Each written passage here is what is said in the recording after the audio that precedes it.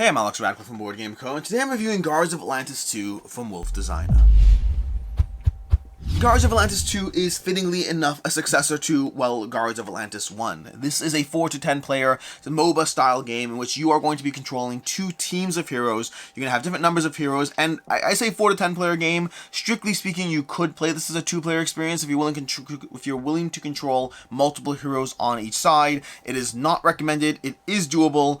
Don't do it as your go-to mode, but if you want to experiment once you have unlocked the game, by all means. But the general idea of the game is it's a MOBA-style game, a massive online battle arena, and if you're questioning the online part, you're not wrong. The online part here refers only to the community, the tutorials, the fact that you can play it on TTS, and I guess this video. So there is still an online presence, but MOBA is a style of video game in which you're going to have teams of heroes and minions. The minions in the game exist as fodder to level up your heroes so they can power up and get progressively more powerful, stronger, and have more that they can do until eventually they are strong enough to be able to finally make the push to defeat the opposing team's base and tower. That's the idea of the game, and that is implemented in this game within Guards of Atlantis.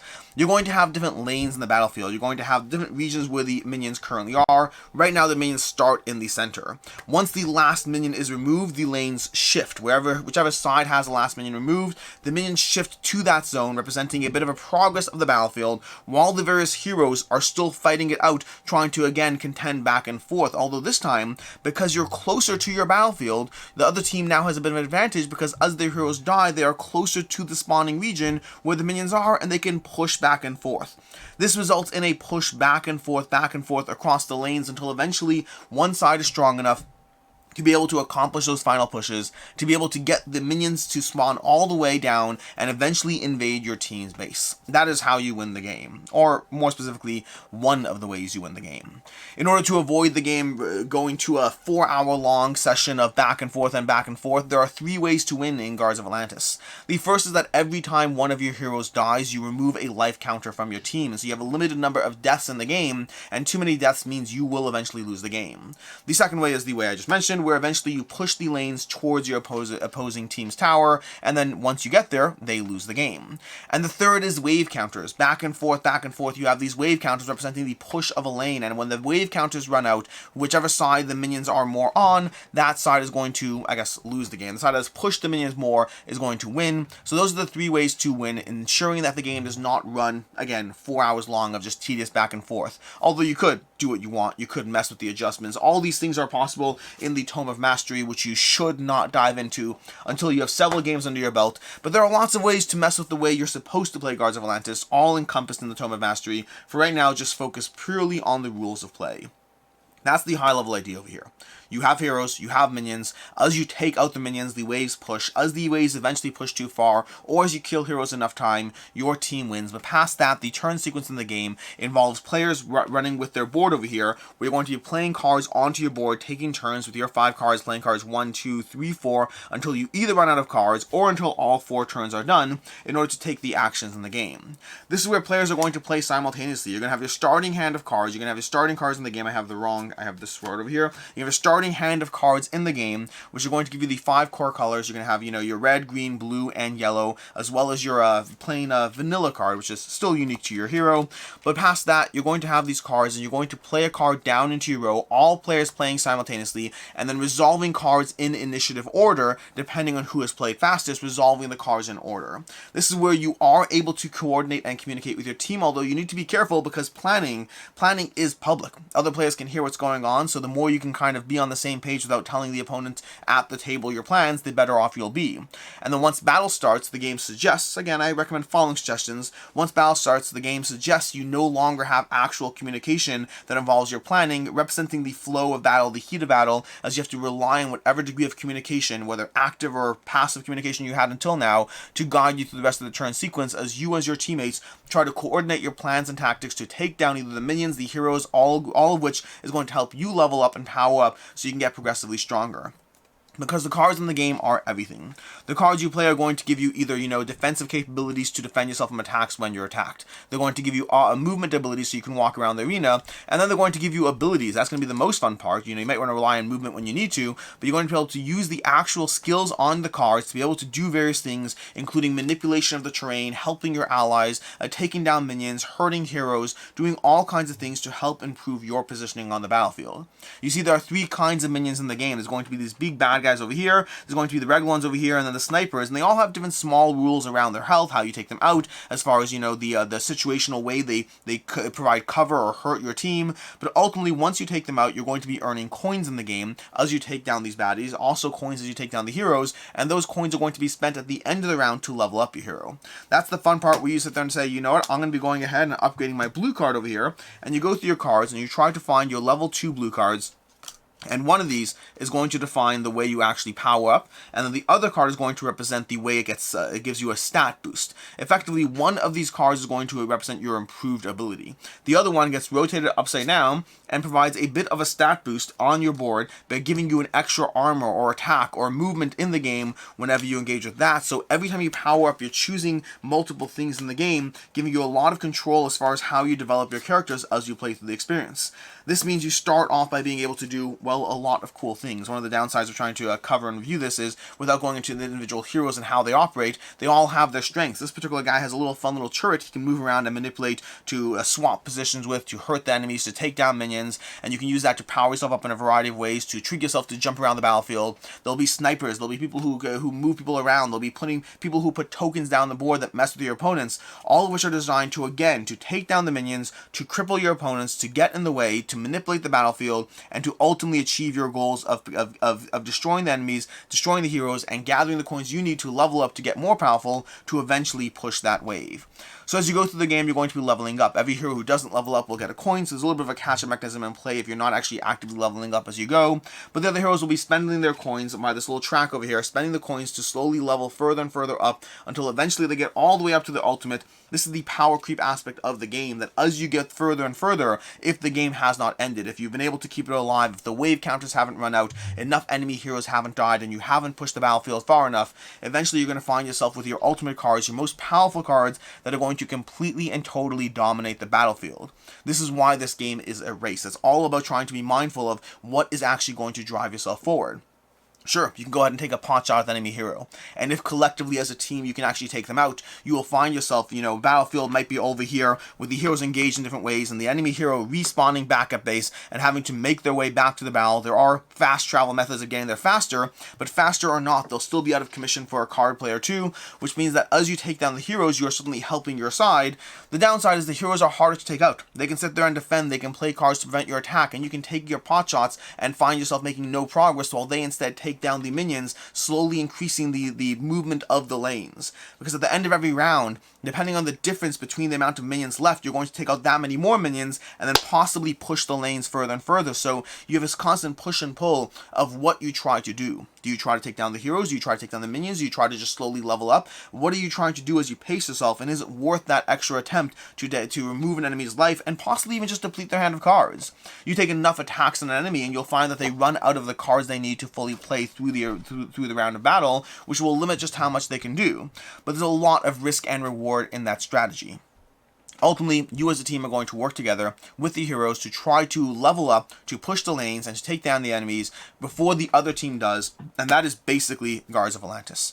We're skipping a lot of the kind of interactions in the game because there's a lot of this comes down to the card play. A lot of it comes down to what kind of attack you do, what kind of abilities you have, with a ton of different heroes. I think there's like 22. If you have the original all-in from the Kickstarter, which I do, I believe there's 22 different heroes, although you do want to follow the rulebook suggestion as not using the more complicated heroes until you've played through some of the basic ones. There is a lot going on in the complexity of this game and how enjoyable the experience is, and that enjoyment will directly come down to how much you appreciate the nuance and strategy of your character. And while those level 3 characters can be very cool, they are also inherently more subtle and require more of a grasp of the game state before you dive into them. But that's basically Guards of Atlantis. Take a team of 2 to, I guess, 5 heroes. If it could be played up to 10, you can have as many as 5 heroes on different sides. By the way, this board is double-sided, giving you different arenas to play with over here. But you can have as many as, again, a 4 to 10 player battle of 2 to 5 heroes on each team as you work together to try to take each other down. I would recommend it as a 4 or 6 player game in teams of 2 or 3 each before you dive into anything crazier, either on lower player counts or on higher player counts. But that'll give you enough of a cooperative experience of managing heroes, taking down minions, using powers and abilities, and upgrading your heroes across 90 minutes to 2 hours of gameplay, assuming you don't mess with the wave counters or life counters too much, and that is going to be Guards of Atlantis 2. Which brings us to our review, starting off with ease of play. The rulebook is actually incredibly easy to dive into. This rulebook over here, it's mostly it's fairly basic to dive into. First of all, the material is amazing, by the way, but past that, very simple to actually dive into. The setup, there's a few different rules as far as how things interact, but the actual game it's a handful of pages and not a lot going on. Most of what you see here is extra stuff that's almost falls into the category of referencing. For the most part, it comes down to playing a card, understanding how you win, which again, those 3 ways, the life counters, the wave counters, or pushing the entire lanes, and then playing a card every single round into your tableau, and then understanding the economy of how many points you get, how many coins you get for taking down heroes, for taking down minions, and then just, managing the lane pushing. It sounds more basic than it actually is, but you're talking about 4 or 5 pages of reading in this 16-page rulebook to actually understand the core systems at play and how you run forward. So overall, ease of play, very easy to teach, fairly easy to learn, not the most intuitive, but intuitive enough that you can dive into it, and plays in 90 minutes to 2 hours, assuming you're following the recommendations as far as how to play the game. And again, you can mess with things to your own personal preference, but I recommend saving that until you actually like the game before you mess around with that. As far as what I like, don't like, and can see others not liking, the biggest thing I'm going to like about Guards of Atlantis is the powers and abilities and the upgrading system. Those things in combination. With 22 different heroes, each having vastly different ways that they play, and I mean it when I say vastly. Playing 2 different heroes in Guards of Atlantis is 2 totally different experiences because they all have their strengths and weaknesses. They all have the things they're better at. Are they better at moving? Are they better at manipulation? Are they dealing just sheer amounts of damage, but they're a bit of a glass cannon falling apart at a single hit themselves? Can they close the distance? What's their range? What's their abilities? How much can they actually get done? Are they better at taking down minions? Are they better at taking down heroes? Every single character has their own way that they approach the game and their own feel to them. And while you do want to stay away from the advanced characters until later on, as you dive into them, you're going to have 22 different experiences. I'm pretty sure it's 22. If it's not 22, I'm doubling down that number fairly hard.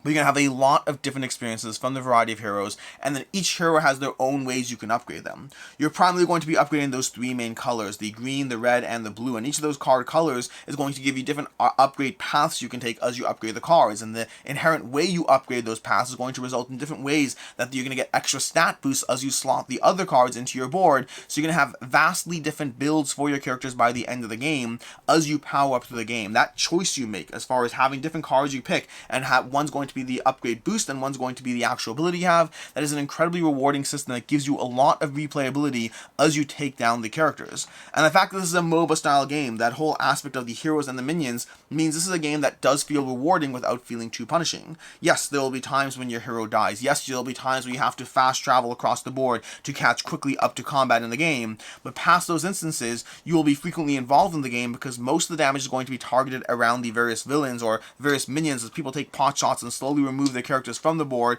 taking them off, although you can't really remove those until the last one standing, until eventually the wave clears and you push forward into the next zone. But that means you're going to be dealing damage to a bunch of these little guys, and your heroes are still in play. You're going to be earning coins in the game, you're going to be earning coins in the experience and powering up and leveling up without having that slight frustration or irritation around feeling like you are taken out and you are out of combat, because so much of the combat is going to be focused around the minions, at least until you're able to get to a point where you can reliably take on the heroes without fear of your own life, because you have powered up enough and you have that upgrade, you have the defense, you have that improved initiative, and you're able to hit faster and harder and with the right abilities to take down your opponents. This is very much a zero luck game, which is a good thing as well, although zero luck does not mean complete control, because you of course cannot account for what the other players are doing on their turn. But this is a game where if you know what the other players have, if you have a sense of their cards, and you will have a sense of their cards as you go through the game, maybe not the first round of play, especially if you haven't played it before and you don't know the characters in play, but as they start to hit you with certain abilities, you'll understand the sequence, and you'll understand that that ability is going to come out sooner or later, that or the upgraded version of it, and you can start planning around your opponent in this zero luck tactical skirmish game.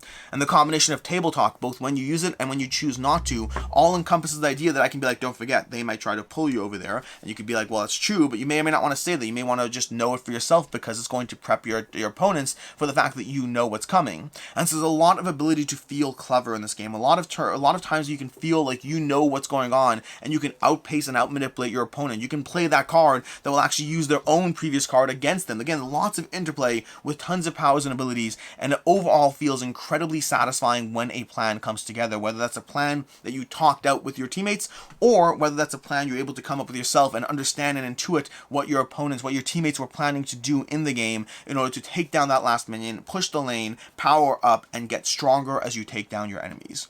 As far as what I don't like in the game, first of all, the advanced classes sometimes don't feel quite as fun, at least initially. This goes back to the inherent nuance of the advanced classes, which is the advanced classes, you want to dive into them, they feel so cool, and some of them will resonate with you, some of them will not. Understand as you dive into them that sometimes there's 22 characters here, at least I think the 22, again, hitting on that number. There's a bunch of characters to play through in the game. Not all of them will resonate with you at all times. You're going to have times where a character feels like something you like, and you're going to have times when a character feels too clever, too nuanced, too whatever, not to your playstyle. Whether it's because your playstyle isn't direct damage, or whether because your playstyle is direct damage, you're going to have different characters that work for you. The good news is there are a lot of them, and you will find multiples that work for you, multiples that work for your teammates, multiples that work for your opponents, all in all giving you just an incredibly variable experience as you dive into this. But at the end of the day, not every character will work for you, and the problem is you might spend an entire game playing a character that wasn't to your taste, and that means you'll have a less fun experience, at least until you figure those out. Again, the good news is you'll have characters to choose from that work for you.